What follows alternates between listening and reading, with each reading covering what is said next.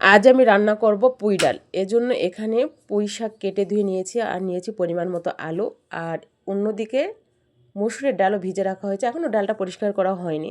এখন কড়াইয়ে আমি এখানে পুঁই শাকগুলো দিয়ে দিলাম, তার সঙ্গে দিয়ে দিব কেটে ধুয়ে রাখা আলুগুলো। এদিকে ডালগুলো পরিষ্কার করে নিয়ে আসা হয়েছে, এর সঙ্গে দিব মসুরের ডালগুলো। আসসালামু আলাইকুম বন্ধুরা, সবাই কেমন আছেন? আশা করি অনেক অনেক ভালো আছেন।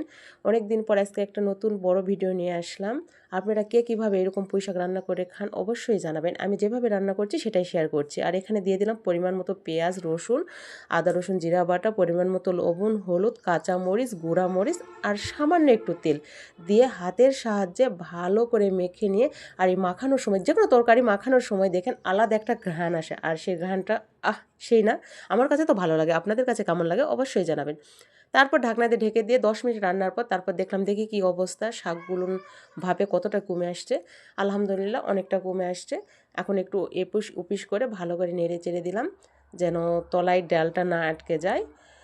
আর এভাবে মসুরের ডাল দিয়ে পুঁই শাক রান্না মানে সবজির মতো একটা সব কিছুই মানে পারফেক্ট কম্বো হয়ে যায়। মানে মাছ মাংস না থাকলেও এই তরকারি দিয়ে পেট ভরে ভাত খাওয়া যায়, আমার কাছে তো মনে হয়। আপনাদের কাছে কেমন লাগে অবশ্যই জানাবেন।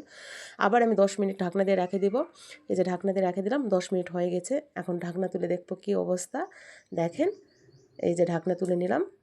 আলহামদুলিল্লাহ ডালটা মনে হচ্ছে, দেখে তো মনে হচ্ছে প্রায় অনেকটা সেদ্ধ হয়ে গেছে, আলুও কিছুটা সেদ্ধ হয়েছে। আমি ভালো করে মানে ছড়না দিয়ে ঘাটে ঘাটে দিয়েছিলাম যেন ডালগুলো একটু ঘাটনা ঘাটনা হয়ে যায় আর তরকারিটা একটু আঠালো আঠালো হয়ে যায়।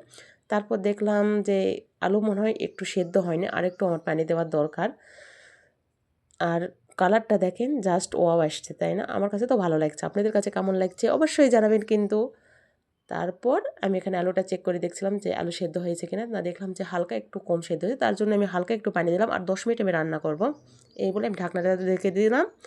তারপর 10 মিনিট পর ঢাকনা উঠানোর পর দেখেন কী অবস্থা। আলহামদুলিল্লাহ মনে হচ্ছে আমার আলু ডাল সব সেদ্ধ হয়ে গেছে। এখন আমি এগুলো ঢালে নিয়ে বাগার দেবো, আর বাগার দেওয়া হলেই কমপ্লিট হবে আমার আজকের এই রান্নাটা। এখানে বাগার দেওয়ার জন্য আবার ওই কড়াই আমি পরিমাণ মতো তেল, পেঁয়াজ আর রসুন দিলাম। পেঁয়াজ রসুন একটু ভাজা ভাজা হলে এখানে আমি দিব জিরা আর হচ্ছে পাঁচফোড়ন দিয়ে বাগার দিয়ে দিব। এখানে পেঁয়াজ রসুন একটু লাল লাল করে আসলে অনেকে বলে তেল মশলা দিলেই রান্নার স্বাদ হয়, এটা কিন্তু না। এই যেখানে আমি জিরা আর পাঁচফোড়ন দিয়ে দিলাম। আসলে সব কিছু পরিমাণ মতো হলে রান্নার স্বাদ হয়। যদি তরকারি বেশি সেদ্ধ হয়ে যায় তাহলেও কিন্তু রান্নার স্বাদ হয় না, আবার তরকারি কম সিদ্ধ হলে তো আরও হয় না। মানে সব কিছু পারফেক্ট হলে তবেই না রান্নার মানে স্বাদ হয়। আসলে রান্না কিন্তু একটা শিল্প, যা সবার দ্বারা আবার হয়ও না। অনেকেই বলে এটা একটা ব্যাপার হলো নাকি, বিশেষ করে তো ছেলেরা, অনেক ছেলেরা বলে যেটা একটা ব্যাপার হলো নাকি রান্না করা। কিন্তু আসলে রান্না করা যে কতটা চাপের সেটা যারা রান্না করে তারাই বোঝে, তাই না? আলহামদুলিল্লাহ আমার রান্না কমপ্লিট, এখন নামিয়ে নিচ্ছি। দেখেন কীরকম কালার গ্রেভি আসছে। আলহামদুলিল্লাহ আলহামদুলিল্লাহ আলহামদুলিল্লাহ। এখন আমি রান্না কমপ্লিট। ধন্যবাদ সবাইকে। আসসালামু আলাইকুম।